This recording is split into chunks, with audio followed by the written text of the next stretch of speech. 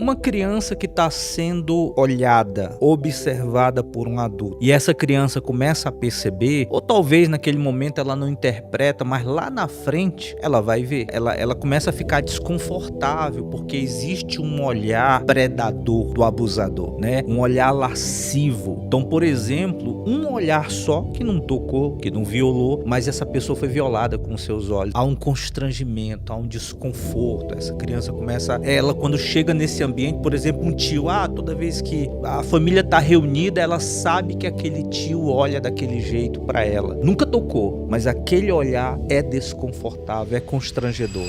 Agora, o abuso, ele rouba muito mais do que a inocência. O que de fato ele tira da vítima? Além da inocência, naquele evento que está ali acontecendo, ali está havendo um roubo de imediato, né? Ali está havendo não só a inocência que está sendo roubada, mas também a sua pureza. Aham, aham. Por que a gente costuma falar sobre isso, pastor? Sobre essa pureza? Porque a partir desse abuso, essa criança, esse adolescente, ele vai começar a desenvolver um comportamento, de repente, um comportamento vicioso. E aí a gente olha assim, nossa, como essa criança, como esse adolescente, ele é precoce nessas coisas sexuais, mas é porque a sua inocência foi roubada. Então você vai ver uma criança mexendo com coisas que você diz, mas não tem idade para isso, para ver isso, para falar sobre isso. Mas é porque a inocência foi roubada. Além da inocência, foi roubada a pureza. Então essa criança, esse adolescente, tende a ir nessa direção, né? E algumas pessoas, elas pensam que abuso é só quando uma criança ela é sexualmente penetrada, assim, né? E coisa horrorosa isso. Mas não, né? Não é só isso, né? Não. O abuso, pastor, todas as vezes que começa um constrangimento e um desconforto, ali já está tendo um abuso. Dá alguns exemplos, por exemplo, assim, para nós. Uma criança que está sendo olhada, observada por um adulto, e essa criança começa a perceber, ou talvez naquele momento ela não interpreta, mas lá na frente ela vai ver que ela começa a ficar desconfortável, porque existe um olhar predador do abusador, né? Um olhar lascivo. Então, por exemplo, um olhar só que não tocou, que não violou, mas essa pessoa foi violada com seus olhos. Então, há um constrangimento, há um desconforto. Essa criança começa, ela quando chega nesse ambiente, por exemplo, um tio, toda vez que a família está reunida, ela sabe que aquele tio olha daquele jeito para ela. Nunca tocou, mas aquele olhar é desconfortável, é constrangedor. Esses dias eu vi uma cena, não é, num videozinho do Instagram, onde um pai querendo ser, assim, muito Descolado? descolado e interessante, tentando mostrar que a relação entre pai e uma filha é uma relação de amor puro e tal, e ele beijando a filha, entendeu? Deu um beijo no lábio da filha, deu um beijo no pescoço da filha, inclusive ele causou uma repulsa, assim, na maioria que viu aquele vídeo. Fala um pouquinho sobre isso, quando o tio faz isso, o pai faz isso, e é um abuso também, não é? É um abuso. Porque assim, pastor, o sexo não é, como a gente fala, penetração, né? O sexo, qual é a parte mais sensível da vida sexual? É o corpo, é a pele. Então um pai precisa saber como é que ele toca o filho, como é que ele abraça. Então um pai que fica beijando muito, cheirando, aquele jeito, isso pode despertar. E eu já atendi. Não, inclusive até ele fala que já deu banho na filha e tal. Pois é. E aí eu já atendi, inclusive, uma filha que agora adulta, já casada, mas ela começou a ser despertada sexualmente por causa desse jeito do pai. Olha que coisa absurda, né? O pai que despertou essas sensações no corpo dela. Tem uma médica em Washington, pastor, nos Estados Unidos, eu agora não me recordo o nome dela, mas ela fez uma classificação de 14 práticas que ali classificam um abuso. E uma delas é o beijo na boca. Um pai, o americano, infelizmente, eu já morei nos Estados Unidos, eu vi muito os pais beijando os filhos na boca, não só menina, mas garoto também, né? E isso é um abuso, porque a boca, pastor, ela faz parte da vida sexual, não é verdade? Assim? Então, a partir do momento que você está beijando na boca, ali é um abuso, como também nudez.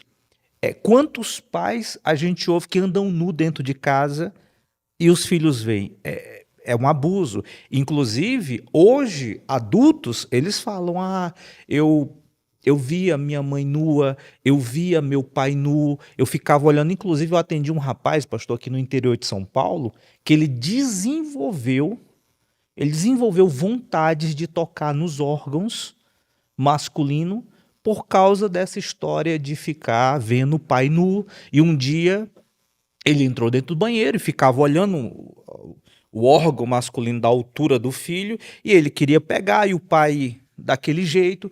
Então, assim, criou-se ali um certo desejo e isso desconfigurou esse menino que depois se tornou um adulto e fez uma escolha sexual, tudo começando aí, né? Essa nudez dentro de casa. Eu me lembro, eu estava em alguma igreja e aí uma jovem, ela devia ter o quê? Uns 14 anos, e ela disse: olha, ô pastor, um dia eu acordei e o meu pai, que era um evangélico, né, estava passando as mãos nas minhas pernas.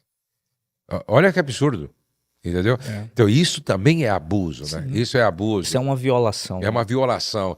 E você lembra quais são as outras coisas, as outras atitudes e comportamento? Você falou uma delas que é esse beijo, que essa americana relacionou. Você lembra de mais algum?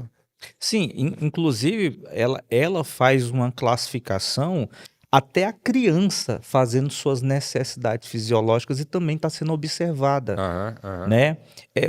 Tudo, uma mensagem, às vezes um toque. Eu atendi uma filha, né?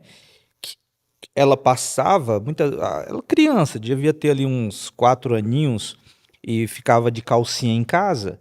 E ela passava na sala, o pai olhava e na brincadeira dizia: ei, sua gostosa, vem cá, deixa eu te pegar. E começava a fazer essa valorização do corpo dela.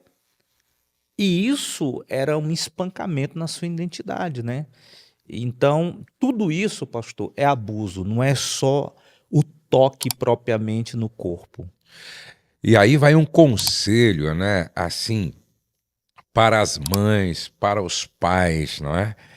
Não permita que um homem fique pegando a sua filha no colo e às vezes dando um carinho, entre aspas, que parece inocente, mas que por detrás Sim. existe uma intenção carnal, não é? Então, eu acho que toda a prudência ela é necessária quando se trata de proteger os filhos. Não precisa ser uma proteção assim doentia, patológica, mas tem que ser um cuidado muito observado.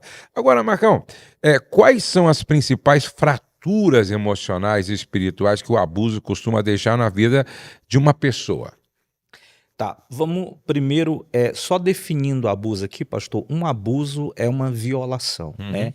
A gente fala que a coisa mais íntima que uma pessoa tem não é a sua escova de dente, é o seu corpo. Aham. Quando o seu corpo é tocado indevidamente, ali tem um abuso. Então vamos falar das fraturas.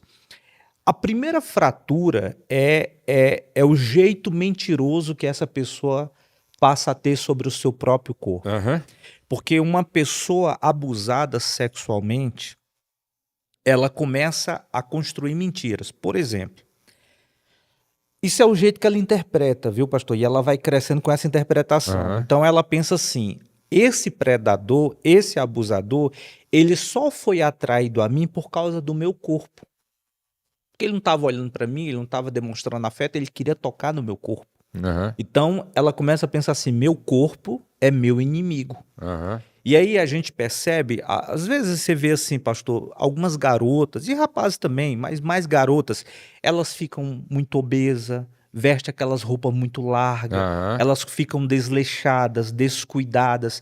Então quando a gente vê por exemplo, uma garota muito desleixada, muito descuidada, não se preocupa com a beleza, com a estética, você pode perceber que talvez ali por trás tem um abuso. Aham. Por quê? Porque ela entende que o corpo é seu inimigo. Então, essa é a primeira mentira. Meu corpo é meu inimigo. Ou o sexo, o meu sexo é o problema. Porque ela pensa assim, mas se eu fosse um homem, isso não teria acontecido comigo. Então, são interpretações que ela começa a construir, pode até parecer meio fora da curva, mas são mentiras que Sim, muitas sim. pessoas abusadas têm. Então, a primeira é sobre o corpo. A segunda, pastor, são os pensamentos que são alterados. Uma pessoa abusada, ela não pensa do mesmo jeito, ela começa a ter um sistema de crença alterado, né? Ela tem pensamentos sempre que refletem nos relacionamentos, sempre na defensiva, ou às vezes nos relacionamentos trincados, ela sempre vai estar com controle, porque ela pensa assim, não, a partir de agora eu quero assumir o controle. Ninguém mais vai se aproximar de mim se eu não tiver no controle. Então ela toda hora está atenta, fica toda hora pensando em que ambiente eu tô. Então assim, ela vai ter nessas trincas, relacionamento, nas emoções, pastor. As emoções, ela passa a ter raiva, Uhum, tristeza, uhum, luto, sentimento de luto, uhum. né? Então, uma pessoa abusada, ela também vai ter esse lugar emocional fraturado, né? Uhum. Ela fica entre a dor, o luto, a tristeza, a raiva. E o pior problema, pastor, quando também se altera os pensamentos, é que ela fica sempre pensando, mas se eu tivesse feito isso não teria acontecido. E aí começa a culpa. Aham. Porque ela fala, mas eu deveria ter dito, por que que eu não disse? Porque quando uma pessoa começa muito com esses diálogos internos, ela está se culpando. Aham. Então ela fica, eu deveria ter falado, eu deveria não ter, eu deveria ter gritado. Só que hoje ela é uma adulta. Uhum. E aí, pastor, para curar isso, a gente tem que levar essa pessoa para essa idade e dizer assim, imagine essa criança. Você acha que ela entendia isso? Você acha que ela compreendia isso? Imagine você compreendia? Não, porque você precisa curar dessa forma. Mostrar que naquele momento não, como gritar. Às vezes até existia uma confusão de afeto. Um pai, por exemplo, ou um irmão, começou a tocar. Você não sabe. Não, ele está me tocando, ele está me abraçando. O que está acontecendo? Né? Então a criança, adolescente, ele não sabe interpretar, ele fica pensando, o que é isso que está Uhum, acontecendo? uhum, Está me uhum. tocando, mas isso está certo? Isso está errado? Aham. Não é? Aí Então, é uma confusão mental, é né? uma confusão e às vezes, pastor, existe também a dissociação. O que é isso? Ela está ali sendo abusada e ela quer sair dali. Às vezes ela vê um quadro e ela fica imaginando naquele quadro, naquela gravura, enquanto o abusador está tocando ela. Então ela começa a desenvolver essa coisa de desassociar, de sair. É Aham. por isso que adulta ela começa a ter alguns problemas mentais, ela está ali no lugar, começa a desassociar. Tudo isso vem dessas E fraturas do quando abuso. casa também, Do tem uma caso, né? grande dificuldade de lidar com o sexo, né? Muito, muito, porque como ela, pastor, interpretou todas essas fraturas errada e ela pensa assim, bom, o que ele veio buscar de mim tá dentro do tema sexo. E aí ela fica pensando, mas como é que me tocou? Essa semana mesmo eu tava ouvindo uma pessoa, né? Ela tava dizendo assim pra mim. Ela disse assim, mas o meu cunhado, eu ia pra lá e ele colocava música e me chamava para dançar. Isso no Nordeste, né? Dançar forrós, né? E ficava dançando ali. Aí ela conversando comigo, ela falou assim: até hoje eu não sei. Pô, pastor, uma mulher de 50 anos. Uhum. Ela falou assim: até hoje eu não sei se quando ele ficava me puxando, né? Roçando o corpo no meu corpo, eu não sei se era aquilo, se não é. Ela falou assim: eu só sei que eu tenho raiva. eu só sei que eu tenho raiva. Uhum. E ela assim, parece que quanto mais eu envelheço, olha a palavra que ela me falou, pastor. Quanto mais eu envelheço, mais raiva eu sinto. E mais um sentimento de algeriza, de nojo eu tenho. Ela diz, eu não sei se isso aconteceu, porque eu não sei interpretar se aquela Mas o coisa, inconsciente mas dela interpretou, né? o inconsciente dela interpretou, pastor. É. Então você vê que quando realmente é um abuso, né? Uhum.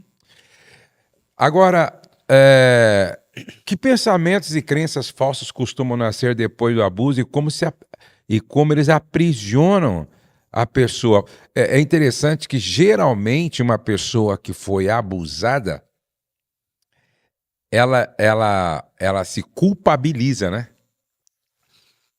Tudo, pastor, parte da interpretação, Uhum. né?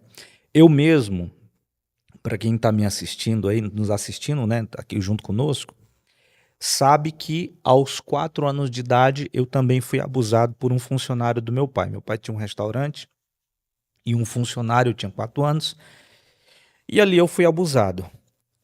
Diferente da maioria, e é muito bom eu falar isso aqui, diferente da maioria, ali naquele momento de abuso, pastor, não houve ameaças.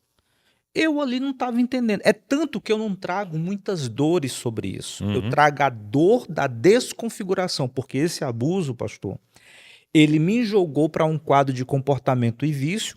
Eu vivi uma vida afundada na pornografia. Mas tratando-se daquele evento, não foi um evento traumático, no sentido assim, ali houve ameaça, olha, se você contar, olha, tira a roupa, faça isso. Não aconteceu isso. Mas acontece, né? Então, existe as interpretações. Eu mesmo não interpretei aquilo como uma coisa ruim.